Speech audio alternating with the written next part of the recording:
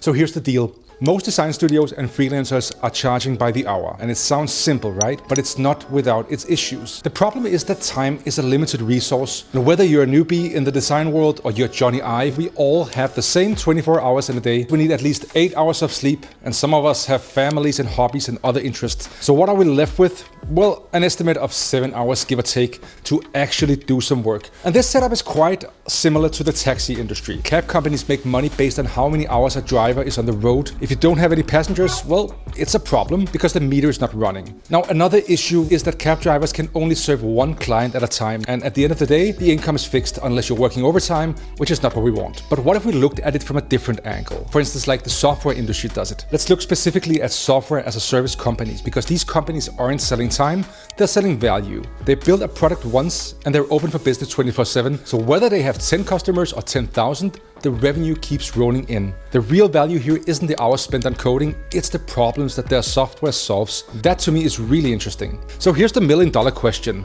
What if design studios started thinking more like software as a service companies? What if we charged based on the value we bring to the table instead of the hours we put into a project? Is that even possible? Now picture this. You have crafted a killer brand packaging design for a startup that has now raised a multi-million-dollar investment. Now you could charge for the hours you put into the project, but what if you charged based on the value you've added? You could negotiate a fee tied to the investment or a flat fee that reflects the project's high stakes. Now this wouldn't just be a win for your studio, it would be a win for the client too, because when you focus on value, everybody on the project is invested in success. So it's no longer about clocking in the hours, it's about achieving real results. And I get it, it's easier said than done, because first of all, we as designers gotta step up our game. We got to really understand what our clients are aiming for, and then we got to convince them that our work is worth more than just the hours we clock in. That can be a challenge, especially if your competition is not in on this approach, and your clients are probably used to the old way of paying by the hour, so they might not get it right away. But how do we shift this mentality without jeopardizing our business? I don't have the solution for this, but I can tell you what I'm doing. First of all, I see the shift from selling time to selling value as a journey.